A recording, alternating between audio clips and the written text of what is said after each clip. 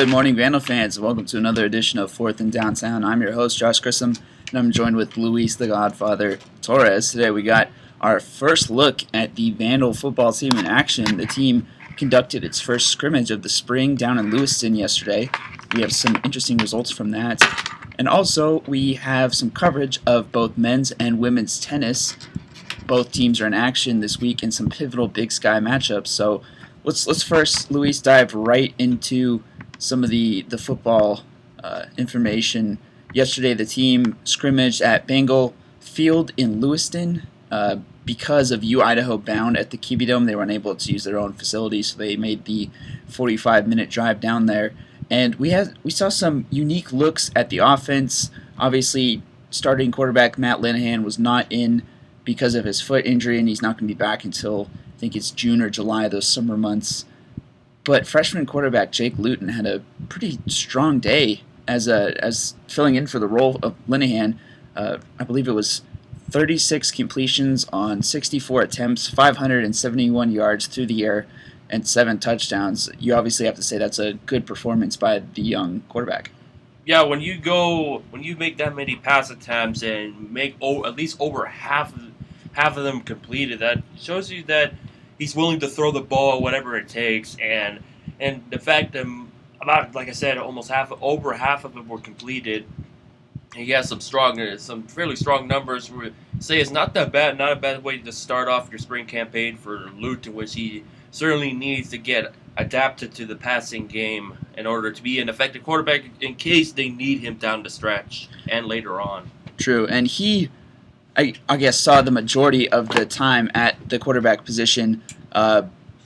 Gunnar Amos, 13 of 23 for 213 yards and 1 touchdown. Obviously didn't get to see as much time with the program or with the reps with the first team offense. But I guess when you compare the two, and from what I saw yesterday when I was covering them, Luton looks much more confident in the pocket. I think the past week and a half has been instrumental in helping him to grow and develop.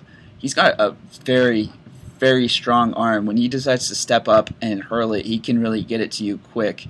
And just fantastic arm strength, it seems like. And now he has a little bit of poise and a little bit of confidence in the pocket, something that a lot of young quarterbacks don't have. And he looks like he's developing quite well, I'd say. In contrast, Gunnar Amos looked a little bit uneasy in the pocket as a freshman. It looked like he was a little bit unsure of his placement at times. When he dropped back in the pocket, it almost seemed like he was expecting pressure all the time. He checked down to his secondary routes a lot in the flats with his running backs. And it wasn't until, I'd say, about midway through the scrimmage where he began to be a little bit more bold and take some deeper shots down the field. The highlight for him was a 37-yard pass to Max Unger down the field. But besides that, obviously, I didn't see anything really deep or really, I guess you would say, bold or risk-taking from him. But as far as Luton, I thought he looked absolutely superb just looking at these stats-wise in addition. And that's just part of college football, especially for some freshmen have an understand it right away. Some of them feel pressure and take some time to get over the hump and move on. And I think with Gunnar Amos, that's what certainly happened, and that's kind of like what you don't need, especially when you're theoretically competing for a spot at the quarterback position. Like, Amos got to go in and think that he can help beat Luton. He has something in store for the team, which what it looked like at the start didn't have until the end. And right now, obviously Luton got a lot more playing time, and Luton had some strong numbers when you look at it. Now it's just a question of moving forward. Will Amos get over the pressure and kind of understand that this is a collegiate style of play, not high school, which you can imagine Amos has not had much opportunities to play at a collegiate level, so this is kind of like the first time he kind of has some sort of a collegiate feel when he played those couple of times yesterday. True. And it appeared that Kalen Hightower has really solidified his role with the receiving corps. He had 11 receptions for 180 yards, including a 35-yard catch and 2 touchdowns. I was surprised to see, I guess I wasn't surprised because I always knew that Denzel Brantley kind of possessed a receiving aspect that the other running backs didn't.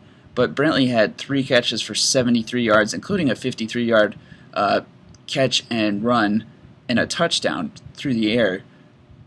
So it looks like, looking at these stats, Hightower and Brantley were 2 of the main targets, but also tight end Dean Watson, 10 receptions, 199 yards, and 4 touchdowns in the afternoon. He appeared to be one of the bigger targets for Luton that afternoon.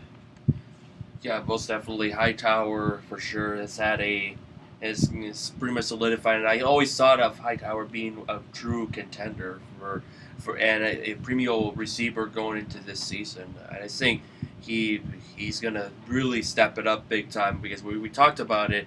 The receiving end has been one of the bigger questions, because who will be the main receiver? Because there's so many that can do it, but it's just kind of finding a consistent receiver to make numbers on a consistent basis rather than like big time moments. And I know there's a lot of eyes on transfer wide receiver Alfonso Onunwar. He enters the program hoping, I believe, to become like one of the 2 or 3 receiving core. I know Deon Watson and Trent Cowan obviously will be huge receivers and play a role in the passing attack for the Vandals, but those are kind of tight ends first. Obviously, Watson sometimes lines out as a wide receiver as well, but you're obviously looking for that third kind of receiver to throw in that mix, or I guess second if you look at Hightower plus another receiver plus Watson plus Trent Cowan.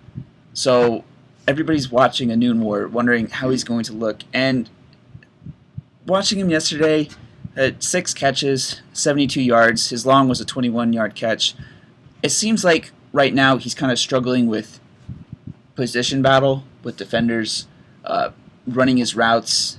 I can't tell if it's maybe just the fact that Luton and Amos are just so inexperienced that they aren't able to make those decisions quickly and to throw before he cuts. Something that maybe Matt Linehan would bring to the table. Obviously, we can't see that yet, and we won't get to see that till the fall. But Onunwar, it appears like he runs his route, he makes his cut, he has an initial space, but then it kind of collapses, and the secondary is able to find that coverage and maybe disrupt the catch as it occurs. Maybe it's a transition from community college or junior college football to NCAA Division I, but I don't know. It was a solid day just as far as stat-wise for him. I believe he was the third leading receiver behind Watson and Hightower, but because Trent Cowan obviously did not practice with his injury. But yeah, I don't know. I kept waiting for some sort of athletic play, because I've watched him in practice and he really possesses some athletic, just pure athleticism. But I was kind of waiting for that yesterday, and I didn't quite see it. Maybe it's just shaking off the rust. Maybe it's just trying to find your comfortability with NCAA Division I defenses. That's what it kind of comes down to, that it's been a while that they played, and now it's kind of like figure out a way. The receivers adapt to Luton's style of player, even Amos as well. But Luton at the same time is going to have to really pick up the pace and really go for those passes quickly, because obviously the inexperience aspect was certainly kind of like a bit of the theme of yesterday's scrimmage. Now, I guess we'll move our attention real quick to the running backs. Sophomore Aaron Duckworth was the first running back to take the field yesterday, and he saw the majority, I guess not the majority of the rest, but I believe initially he saw the most time at the beginning of practice. He had 14 rushes for 103 yards. He averaged 7.4 yards a rush, and he had 3 touchdowns on the ground. A pretty solid day from him. I know he's primarily the front runner at this point, even though the reps as far as the running backs have been pretty evenly distributed. But I think yesterday he did a pretty solid job. 3 touchdowns and averaging almost 7.5 yards a rush is pretty superb. On the other hand, I was not exactly just jaw-dropping watching Isaiah Saunders. He had 18 rushes for 86 yards. For those of you who can't do the math, that's 4.8 yards a rush. Not quite the level. I mean, looking at some of these stats for these other running backs, it's kind of near the lower end of the spectrum. I believe his long was 22. So after that point, that's 17 rushes for, I believe, 64 yards. That's not exactly, what I believe Petrino was looking for from Saunders. But I was really, really excited to see Denzel Brantley. I think, he has great hands as a secondary or tertiary receiver option for Linehan or for Luton in the spring. And he had 9 rushes for 76 yards, including a 23-yard rush. So he averaged 8.4 yards on the ground, and he had 2 touchdowns. Saunders only had 1. So I think Brantley's really making a case for himself to maybe leapfrog Saunders as far as the depth chart is concerned right now, and maybe make a case for him to be, a 1-2 punch with Duckworth.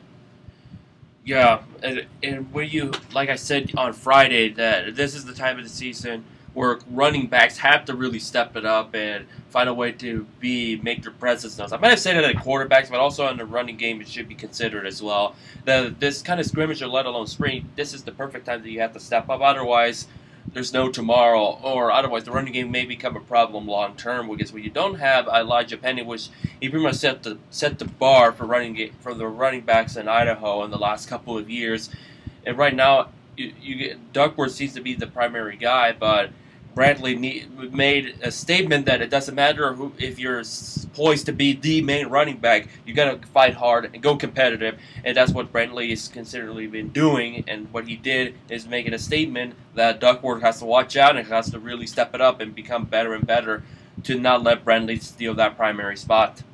Well, here's what I think. I don't think it's necessarily bad if you have 2 running backs for delivering solid performances. There's nothing wrong with having a 1-2 punch. I feel like with it, case in point, like look at Seattle. If you had, like last year, Beast Mode, who was obviously a starter, and then you had Rawls, who was a really good running back, but nobody knew about it until Beast Mode got hurt. So why not try in a situation where Beast Mode for first down, and then Rawls for second down, and then just switch them off and on in that case. But I don't know. I feel like if you have these 2 good running backs, why not utilize them both? Yeah, it'll certainly help for sure. But what if in this case neither of the 2 get hurt? Then they gotta have to really strategize the idea, which I think which is easy to do, no problem at all. It's just a matter of which one will stand out during spring and be kind of like the main guy as far as the running game. But also, going back to the Seattle, you had Lynch hurt, and then Rawls had astonishing numbers, and then he got hurt, and then you had Christine Michael. But now I think, if I remember, Rawls is still there, or Rawls is still there. Yeah, that makes sense. Michael is definitely not the case, correct? Yeah, but I think a 1-2 punch is not necessarily a bad thing, and obviously you'd utilize them in specific situations. Brantley, if it's a third down passing situation, you could have him in the backfield to block and then release on sort of a flare route. And for Duckworth, I think for those first and second downs when you're just trying to eat some of the yardage and make it a more manageable later on in the possession. So we'll see. Maybe Saunders, this was just an off day for him. Maybe we'll see some good stuff from him next Saturday when they decide to scrimmage again. But for right now, it looked like Duckworth had a pretty strong day at the role, as well as Brantley. Kind of surprised some folks, but maybe not necessarily, because he does have that athletic ability. I guess we'll shift our attention real quick to the defense. Linebacker Tony Lashley had probably the strongest day out of any member of the Vandal defense. He had 14 tackles and recorded the lone interception of the practice on a pass that was deflected up into the air from Jake Luton. I believe it was meant for Deion Watson, and he came down with it. There was a couple times, I believe it was, I'd say about 3/4 of the way through the scrimmage, where it seemed like the offensive line got tired, so the defensive line, some of the linebackers were able to apply some pressure to Luton and kind of force some throws. You had some batted balls. You had that interception. So at the start of the practice, I mean, you look at Luton's numbers, 571 passing yards. Yes, if you throw it 64 times, you're going to have some pretty outstanding numbers, but I think initially the defense didn't quite do as well containing as Paul Petrino hoped.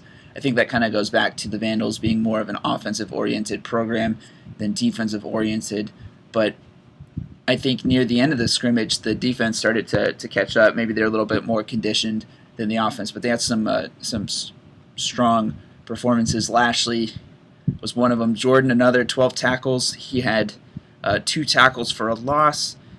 We also saw 8 tackles from Hall, and Lupiamanu had 7 tackles, 3 tackles for a loss, and 2 sacks of the quarterback. So pretty, I don't know. We'll see how that battle plays out for the defense, particularly with the defensive line. Somebody's performance I really liked was Clark from the secondary. I believe he had, let me double check this real quick. He had 4 tackles and 3 deflected passes from the secondary. I watched him in his coverage, and I was really impressed with his ability to react well to routes and kind of judge them before the receivers even made their break, and he would be all over the guy as soon as the pass reached the wide receiver. And he almost had a couple interceptions. He just couldn't quite haul the pass in. But I really liked the performance of Clark. And Ashley, too, 14 tackles and that interception. No, otherwise I think there's a couple of things that the fans should be relatively proud for today. Yeah, it's cool to get our first look at the Vandals, even though they were scrimmaging against themselves, just to be able to see some of the abilities. And you can run drills again and again and again, but you don't really get to see how these players perform in certain situations until you get out there on the field and have them run through some scenarios. So I'll just run through the scoring real quick. Austin Rico, they didn't bring him out too much. He had 2 field goals. One was 41 yards. The other was 20 yards, a little chip shot. Aaron Duckworth had an 11-yard touchdown run. Isaiah Saunders had a 1-yard touchdown run. Kalen Hightower had a 13-yard touchdown pass from Jake Luton. Duckworth had touchdown runs of 2 yards and 1 yard. Luton had a 1-yard rush.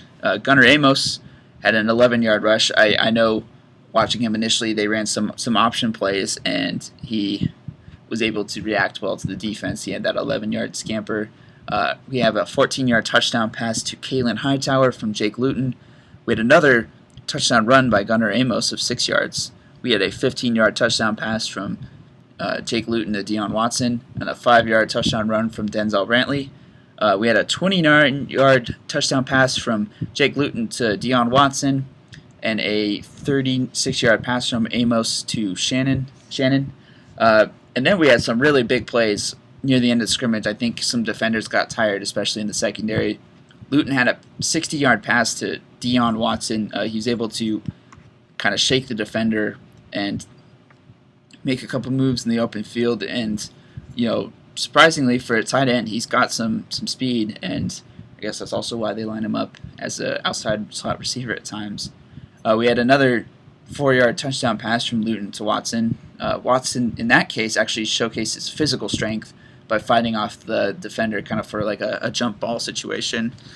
We had a 53-yard touchdown pass from Luton to Brantley, and that was I think that was the moment where I was like, wow, Brantley can really make some moves in the open field.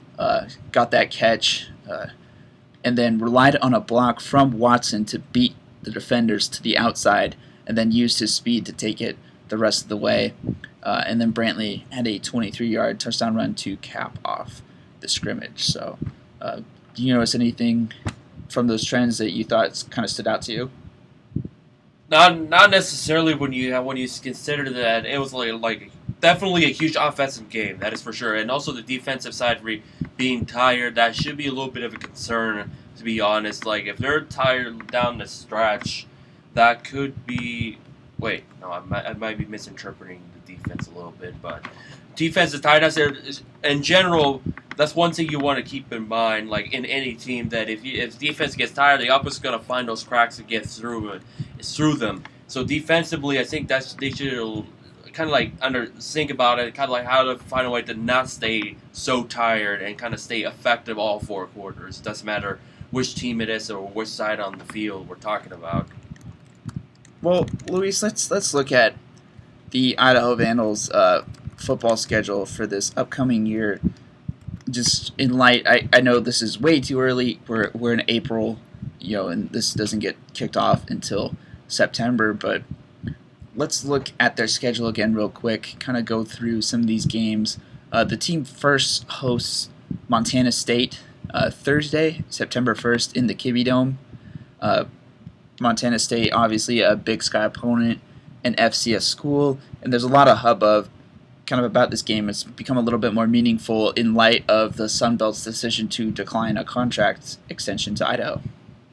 Yeah, at this point with the whole Sun Belt Big Sky ordeal, it's just controversial. It's just controversial. There's a couple of people that, including myself, that I should probably be careful what I say at this point. So I know there's also a unique aspect about that game in the fact that their head coach, one of their head coaches, Jeff Choate, was openly critical of Idaho, I believe back in 2012, when he was actually being considered for the position at Idaho. He said that the team has too many body bag games, so to say, against elite opponents like Florida, LSU, Auburn, USC, Florida State. Yeah, where they are just trying to get money from the program and they aren't worried about the kids' safety. So obviously he didn't get the job here at Idaho, but he went along in his coaching career, and now he just got hired at Montana State. So you add that dimension to the game too, and all of a sudden there's just so much more meaning behind a game that should have just been an opener, and against an opponent that you should handle very easily, I'd say. Yeah, it should be a doable competition. Now it has some sort of meaning because I'm not sure when was the last time Idaho faced any Montana time, in Montana State in particular. It must have been a while back. But now considering, in some people's eyes, for those who are pro FCS, will look at it as like a future matchup down the road. It won't be the last. While con FCS teams will just view it as like, that's got to be a winnable game. Without a doubt, it's got to be winnable. And I think Idaho will sneak through the cracks and bring a one-upmanship on Montana State. The next weekend, the team will travel to Seattle to face the Huskies, the Washington Huskies, in a very difficult Pac-12 matchup. I believe preseason Huskies are ranked 23rd or 22 in the ESPN way too early polls or something like that.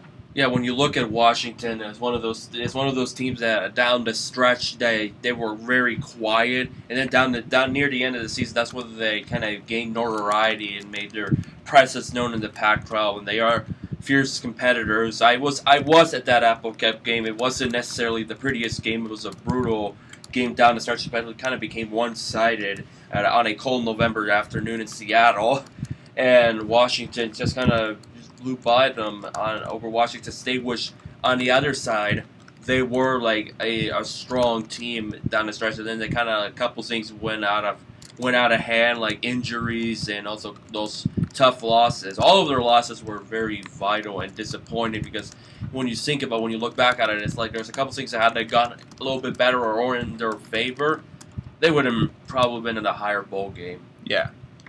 So that'll be a really tough matchup, especially on the road in Seattle against a Pac-12 opponent that is potentially in the hunt for the Pac-12 North title next year.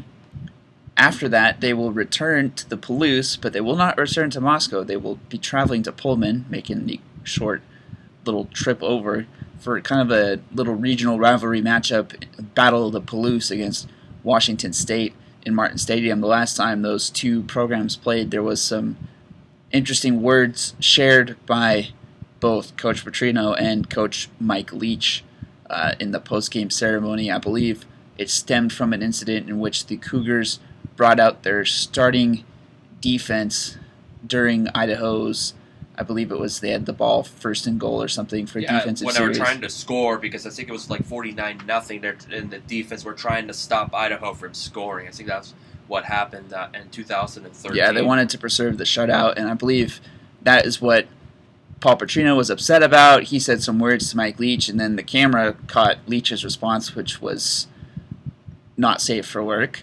And after that point, a lot of people wondered how the two's relationship would be. Obviously, they are neighbors in Pullman, I believe. So I'm sure there was some interesting conversations shared at barbecues. But I don't know about barbecues for sure. That would be an interesting discussion if they ever saw each other since then. It was a very rowdy game down the stretch when I was down there in Pullman watching the game on a very cold, a little bit rainy Saturday night. And out of curiosity, is it a Saturday afternoon or a Saturday evening game? Has that been confirmed? They have not. It has not yet been determined. I believe right now they just have the dates in place. Yes. They don't have the official times yet. Usually times don't get announced, like you said, I think a while back, like a week in advance. Well, I know with Washington State being a season ticket holder member, that they do not actually set the times of their games until I believe it's a week in advance. I think because of the Pac-12 contract with the TV networks, they want to broadcast the biggest gains of importance, and obviously that changes from week to week based on how the teams are doing. Mm-hmm. So that's something they consider. But early in the season, we might be able to get that early, especially being a non-conference matchup, so to speak. But yeah, I think that's an interesting dynamic of a game. Obviously, there's a lot of motivation for Idaho on the table after that. I believe it was 45-0 or 42-0 point loss. It was around definitely in the 40s. I'm not sure if it was 49, 42. The last time they were at Pullman, and I don't know. You never know about these things. Obviously, Washington State lost to Portland State last year, and that was completely unexpected. And I think the Vandals in the years since have gotten incredibly more developed, especially with some of the talent that we have. So it might be a much more competitive game than people realize. So no, I think it will. I think it will be, considering it's been a long time, and now we have two different teams. One that is a very competitive WSU, and then you have Idaho that's slowly but surely trying to become competitive. So I think it will be, when you look back on it, it could be a pretty underrated match for Idaho going forward. Yeah.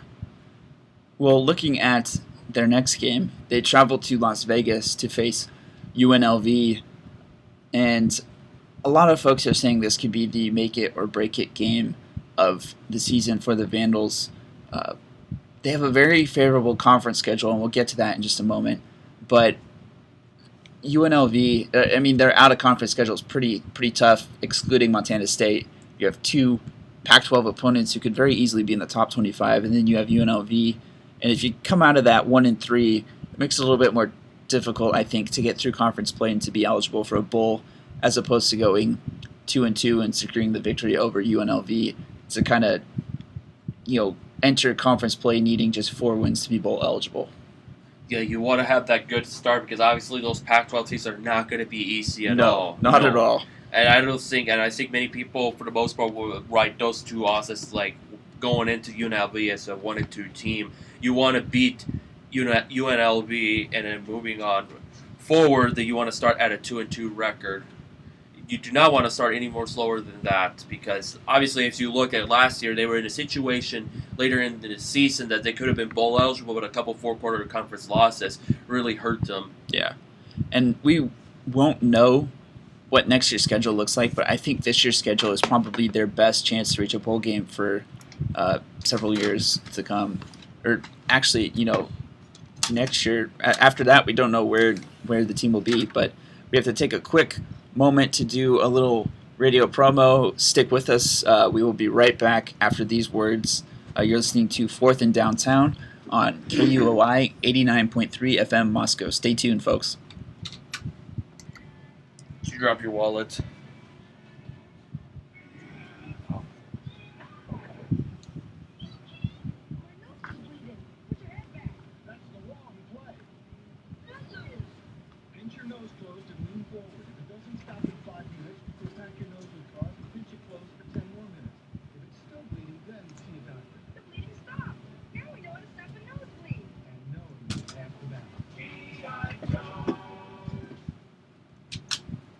Welcome back to Fourth and Downtown, Vandal fans.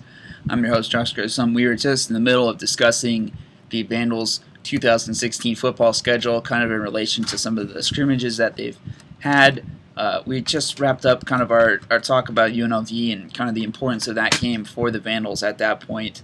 It's very easy to see the team being 1-2 and that game being a pivotal game for the program to hopefully be able to come out with the victory and enter the conference season with a 2-2 record, which is what we now get to. Troy, the team hosts Troy October 1st after 3 straight road games against some tough opponents. That'll be in the KUOI Dome in Moscow. Last year, they had a very That's the bizarre trip in Alabama. Yeah, a very tough trip down to Troy to face the team. They had multiple issues with their plane. They actually didn't arrive until I think it was like 3 hours before the game. They went straight to the field. They did their warm-ups and pulled out a really close victory, 19-16. And Troy actually missed the potential game-tying field goal with, I believe, under a minute left of play. So I think that could be a very competitive matchup. But it's good that the Vandals will be back at home for that game. Yeah, if they come in 2-2, and those 2 losses they fought to stay competitive, they could come in really hungry, and then having a home game, which would be the first sense of the game against Montana State, they'll be energized, they'll be pumped up, and they'll be ready to go for some Vandal football, which the fans will definitely love to see. A promising team to be competitive, and I think they will have that behind them. Depending on the crowd, depending how they perform in those first 4 games. I think Idaho will find a way to get to victory. I think Idaho has a pretty good chance of winning this one. Yep.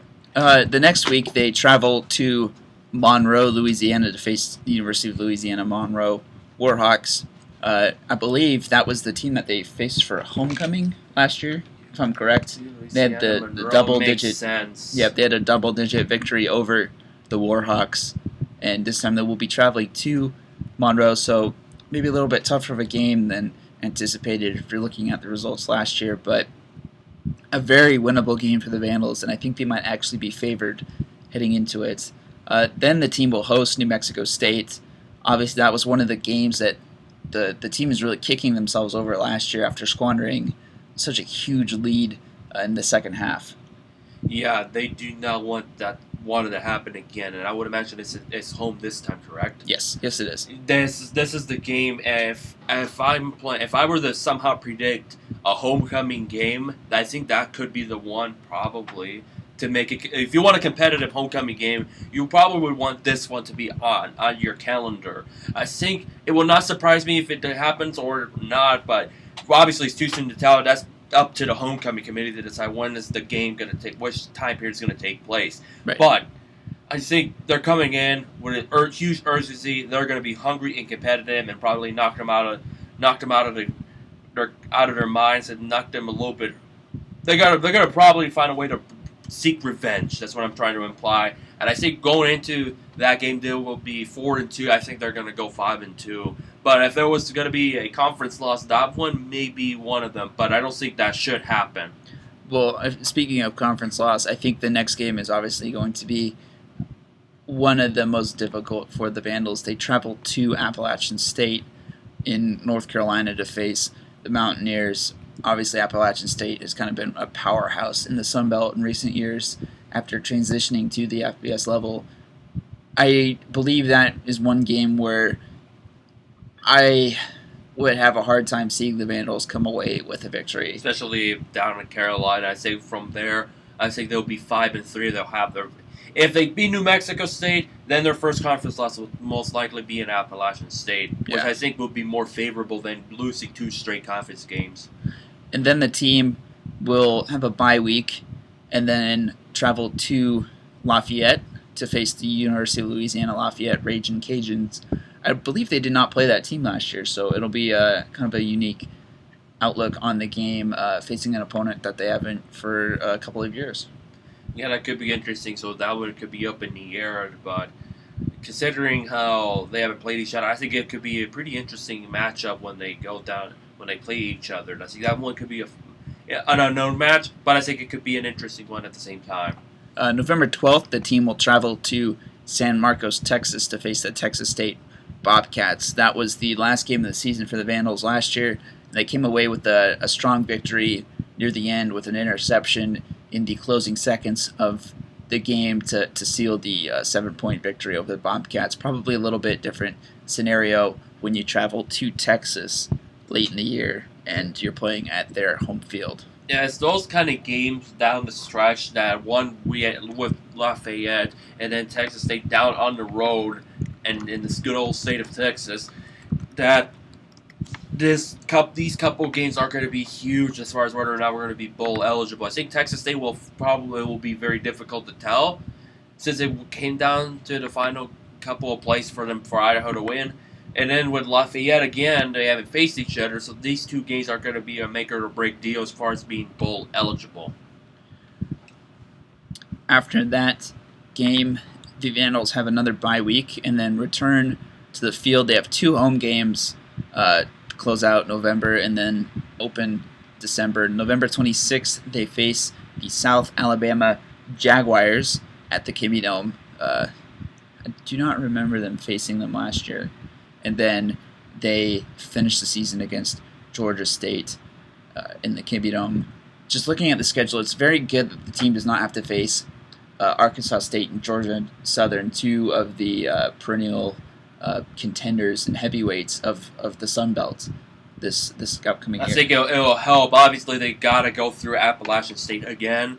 But I think like you said, this conference could be very favorable. But those teams that they didn't face for a couple last year, those are the ones that we're definitely going to have a huge eye. Kind of like we're going to keep an eye on those teams throughout the season and watch how they do more than ever. Because when you face somebody you don't play for a long time or a period of time, you got to keep an eye on them and see how they are before we can say if they're going to win. Right now, those teams that are playing Idaho that they didn't last year prevents me to say whether or not they're going to be a bowl eligible team at this point. So, yeah, I just wish their out of conference schedule wasn't so brutal. You have Washington State. Obviously, I'm very excited for the Battle of Palouse. I do not have to travel that far to see the team. You already have tickets to the game. It's going to be really a good atmosphere, and it's great that they're scheduling that game with Washington State. I have no complaints there. From a fan's perspective, I'm not. I'm definitely not complaining about the trip to Seattle either, especially if I go on the road to cover.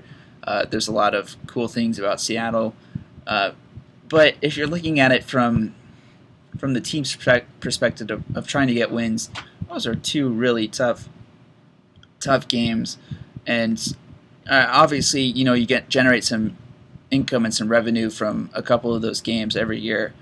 But if this is the season for you guys to reach a bowl game, you should try to make it as favorable as possible. And if you have Washington State, UW, Wazoo, and then UNLV, that's a tough 3-game stretch, and that could really put you in a hole early in the season that's too deep to dig out. Yeah, and it's one of those things that a lot of people tend to be bothered by. Some people are bothered with the fact that we play those tougher teams that are going to be very difficult to beat, especially now. This year was mostly Pac-12 while in the past has been SEC teams that especially. I look back to that Florida State game a couple years ago. That was brutal, demoralizing, one-sided win for the eventual national champions of Florida State at the time. But I understand they want to make some revenue by facing these big, top-notch teams, especially the 2 Washington teams that are becoming as such after how they did last season. It's just a matter of kind of it was one of those mysteries, sort of one of those mysteries we'd like to know more in further detail why they go with those tough teams. I know a lot of coaches that I've interviewed in the past, whether not just in football, whether it's tennis and volleyball, they like going for those competitive teams to kind of help them out and learn a thing or two about their game and kind of improve from it. Well, okay, let's look at it this way. Who would you try to schedule then, it as an opponent instead of one of those 3? Let's see. Colorado would be probably. I don't know. Okay. If you want I can see that. if you want a fairly easy team, if I'm looking at Pac-12, I was trying to see maybe Colorado would be a fairly decent one. Well, yeah, Colorado's good. No, don't get me wrong. Any NCAA one team is good, but that could be a game where you could generate some of that income, that revenue. You wouldn't have to travel as far as some of these other places, but yeah, I don't see any complaints with that. I'd say that's a good choice. But obviously, you have to have communication between these athletic departments. We're just kind of blowing smoke and just hypothesizing about what we would try or what we would think would be cool to see. But I don't know what I would say. I'd say Colorado was a very solid choice. Wyoming, maybe? I don't know. What are they, like Big 12 or something? Or no, I don't think they're Big 12. Let me look that up real quick. Because I know we usually go for SEC and Pac-12 because they're more friendly, more major conference friendly as far as for Sun Belt, as far as traveling and all of that. Mountain West. Okay. Okay, and you look at some of the Mountain West teams, it should be, I don't know, I could see some games against some of those teams being a little bit more favorable. That San Jose State game that you were talking about, being excited about, I believe, what is that, next year? Or? That's within the next couple of years. I think they play back-to-back, one in San Jose and one in Moscow. And if I clearly remember, by then I'll be both of us will be done. For me, by then I could probably just convince myself to go to watch the game down in San Jose because it's not terribly expensive. I can find a place to stay there. But yeah, it's the San Jose State boys. We played them in the past, back in the good old days of the Western Athletic Conference. Yeah, maybe a little bit of a unique aspect to that game. But yeah, those, I don't know. Their out of conference schedule this year is tough. Let's not forget, I think they play Penn State in the next couple of years, in too. Indiana and LSU. Let me just see some of these. LSU in 2020, Penn State in 2019, Florida in 2017. Which that one was kind of like a rescheduled event because after what happened and when it was very stormy and bad weather conditions, that they only got one play out of it. Wow. I don't know. That Florida game might be kind of cool to travel to, but no, it would be cool. Hopefully, the weather is a lot more cooperative. We get to see at least more than one play and see kind of what Idaho can bring to the table. But obviously, this is a different Idaho team than it was a couple of years back when they only got that one big play from the Gators. When the Gators had that one big play, and then the weather started to be uncooperative, which I think it was in Idaho's favor and beneficial because it was going to be a tough game to follow after that. But who knows? It was kind of hard to tell how they were going to do after one play. And so I found the Vandals non-league slate for next year. Because of the game with UNLV this year, they will host UNLV next year. Good scheduled game for that. Yeah, they travel to Nevada, tough Mountain West opponent, but I think could be a competitive game. And then they travel to Western Michigan and Florida. Obviously, Florida game's your revenue game.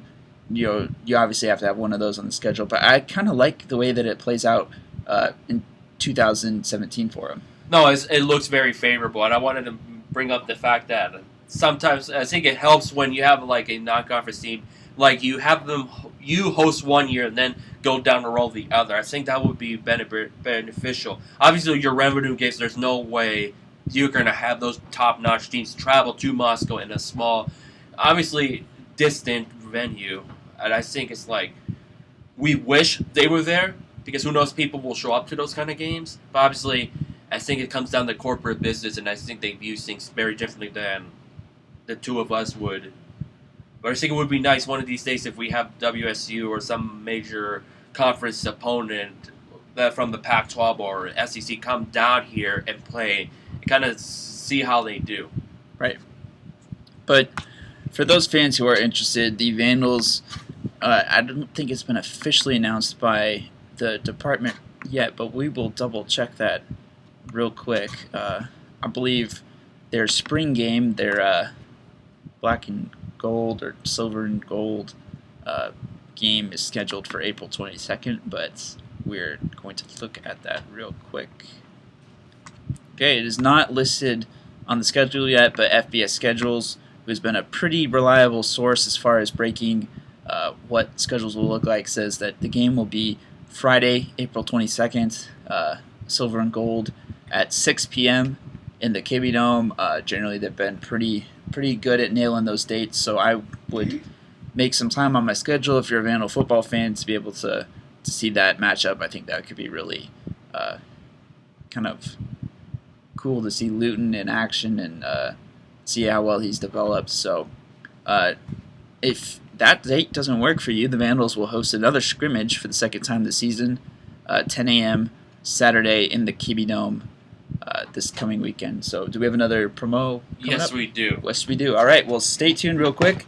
You're listening to 4th and Downtown on KUOI 89.3 FM. It will return after this message.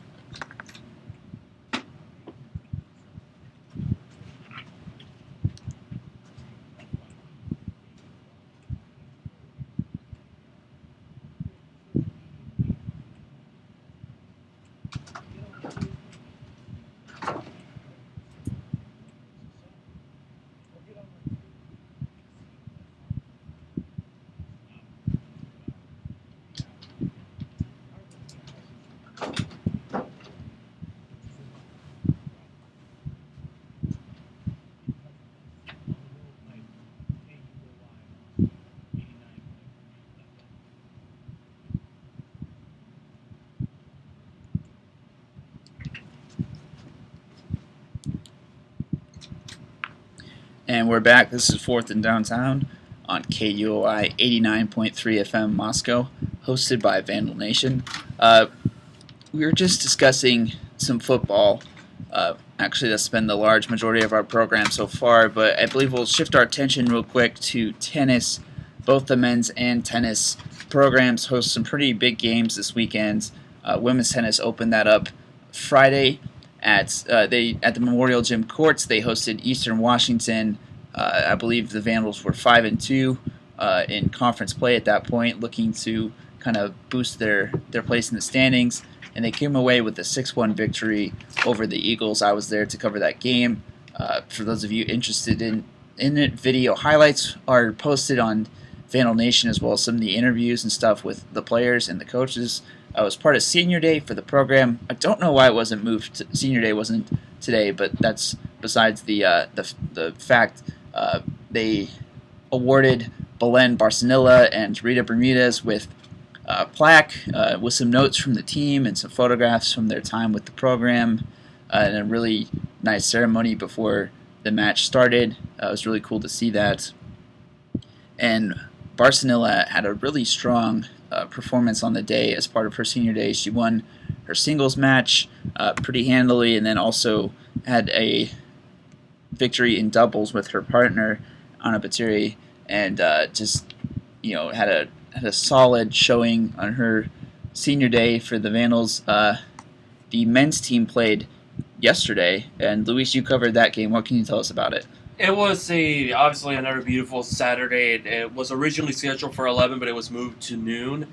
Whereas Idaho played Portland State after facing two tough opponents of BYU and Utah State, which kind of like rattled them up a little bit, kind of getting more motivated to come back into conference play and get better, because they are in third, because the teams that are ahead are undefeated in the conference, going in, one of them being Weber State, which are the heavy favorites this season. But Idaho made quick business in a 3-hour event where in doubles they cruised by, particularly Odin Barta and Felipe Fonseca. They pretty much demolished their Portland State opponents in a 6-1 doubles victory, which was also the final result. Idaho won 6-1 over Portland State to improve their record in a critical time in the season. I think they're now 12-5 overall, and I believe 5-2 in Big Sky play. Makes sense. 5-2. I'm trying to remember from the top of my head. Now, what I got away, obviously, is that they were very competitive. They fought back and forth. They kind of like no quit in them, and they were pretty much motivated. They motivated one another when they get like the point in their individual matches or even in doubles. So they were pretty motivated and went by quick, because sometimes in a game of tennis, it could go on for quite a while. Now, this one went relatively quick than I would imagine, and all of them did pretty well. I think, and Coach Abita Barra said after the match, after the whole competition came to a close, which you can also see on the Vandal Nation website and also on Facebook, where I did interviews with Abita Bar, Mark Kovacs, and Felipe Fonseca. One interesting thing that I definitely got out of it was Fonseca said in his singles matches he was a little bit disappointed in how he performed despite winning his singles match. He felt like it could have gone a little bit better. There was a couple things that kind of he got frustrated about it because his opponent kind of like brought a competitive edge that he probably had not realized until today. And I think that's one of the things that I definitely will view into and see how he can do in the final few games. Obviously, they have a couple more home games, but overall, a nice performance with, like, obviously, you said that it was a pretty interesting crowd on Friday. A lot of people showed up, correct? Yes, about 75, I'd say. Yeah, I think for men's tennis, it was just, like, about 15 or 20, with about half of them were the women's tennis team. And then down the stretch, like, the women's tennis team of Portland State arrived to watch some of their actions, so it grew about to 30, which was considerably not a lot of people, hardly at all, which is kind of a bummer deal. But I understand with UI bound going along, that it'll be difficult to kind of have the event promoted. Right. But yeah, so good victories by the men's and women's team. Right now, the women's team is currently set to host Portland State in 9 minutes, actually, at the Memorial Gym Courts. If you are in Moscow, definitely go check it out. I had a lot more fun covering that match than tennis match than I thought I would. So really cool atmosphere, and you get to see the athletes and the way they interact with themselves from a really close perspective, and just a really, really creative atmosphere to cover tennis. So Luis, in our final minutes, obviously a huge day in the sports world today. It's opening day. Opening day. Well, let's see. You have one day before the national championship game. Opening day. Yeah. Coincidentally, I wore my Mariners shirt. Coincidentally, you also have your baseball gear. But yeah, it was coincidentally that I wore it because it's a big day in sports. You have not just that. You have a lot of sports going on, but mainly baseball. And also, you have the quote unquote showcase of your mortis. This called the quote unquote predetermined sport called WrestleMania, but that's another day. You can hear about it on my programming on Fridays from 6 to 8:30, and where I will talk about it. But it's a beautiful day to celebrate sports, especially now baseball season is going. Where I feel like this could be the year. Disregard the paper sheet background because obviously that's going on right now. But I'm more curious to see on the AL West, probably like you as well, how they're going to do. I'm looking forward to see how this baseball season goes along. I feel like the Mariners could have it. I don't know if this is going to be finally the year that they got something going on a consistent basis. We'll see. I mean, every year it seems like everybody's saying, this is the year. This is the year. Like, we got this. We're going to be competitive. But and then we ended up flopping. I know last year there was a lot of excitement because we got Nelson Cruz, we had Robinson Cano, and this was going to be our playoff year. And there was some that actually pegged us as 10% odds to reach the World Series, something that the Mariners have never done. And you saw how well that played out. We did not have a very good showing. But looking at the Mariners this offseason, they made some interesting trades with the Rays. They have some new players, some new faces, and their roster rotation has just basically been set over the spring training. And so they open the season tomorrow at 1:05 p.m. Pacific time. They face the Texas Rangers. They will not be at home, so it's not the opening day at Safeco Field. It's just opening day in Texas. So there's some games going on tonight, but the Mariners don't play until tomorrow. So I will run through their starting rotation real quick. Felix Hernandez, obviously number one. He's going to be getting the start for the Mariners. He's their ace. Hisashi Iwakuma is likely going to be the number 2 in the rotation.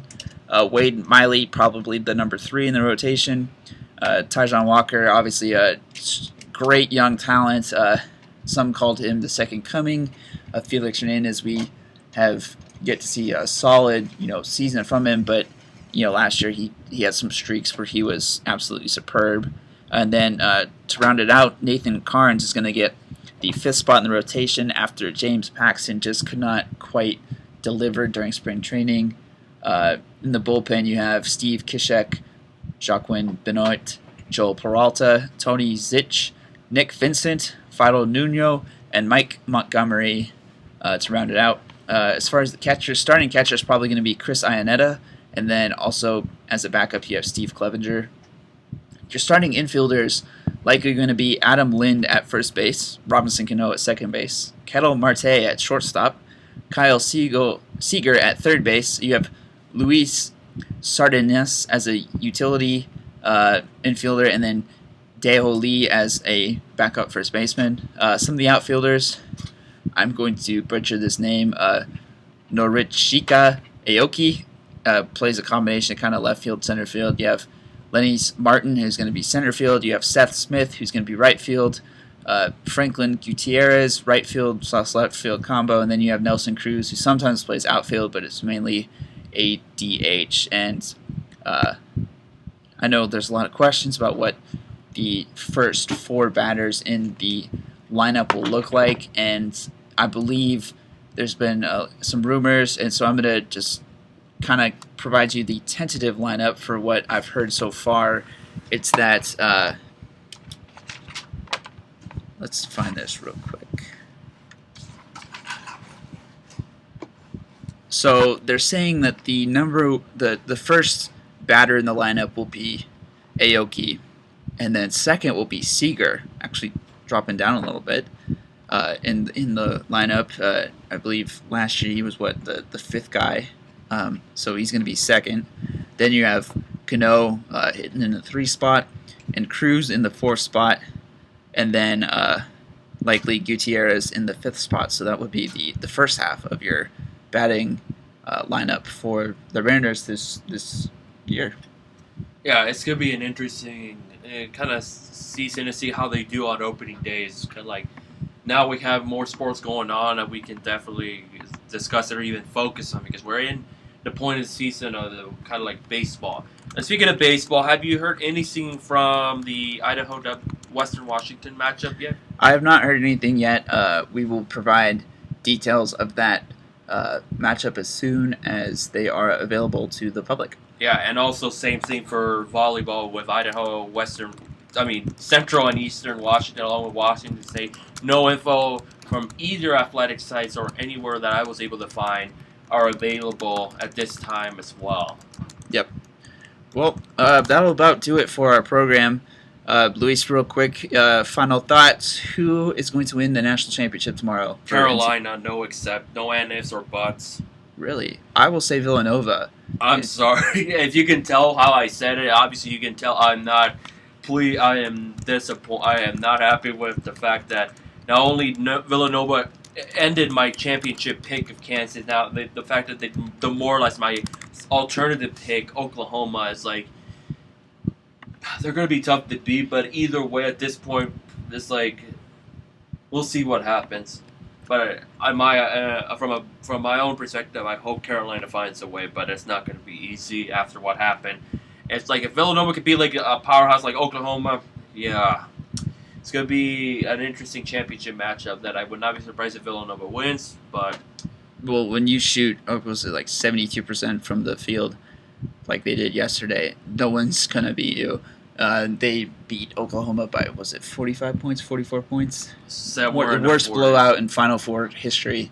So hopefully tomorrow's game is a little more competitive. Well, that's all the time that we have for our program today. We'd like to thank you for tuning in. Here's our shameless self-promotion real quick. Follow us on Twitter at Vandal Nation. You get the latest tweets, news, updates, videos, photos of all things Vandal Athletics. You can follow us on Instagram, The Vandal Nation. We routinely post our photographs from our photographers and their assignments. We now have a Snapchat, The Vandal Nation. You get a kind of unique and exclusive video clips and kind of some a look at this behind the scenes of Vandal Nation and the Argonaut. And as always, you can pick up a copy of the Argonaut around campus and take a look at some of the sports stories that we are covering over the week. So we'd like to thank you guys for tuning in. Obviously, have a great week coming up, and we will see you guys again Friday afternoon at 3:30, and then next week again Sunday from 11 to 12. I'd like to thank you guys for tuning in, and as always, go Vandals.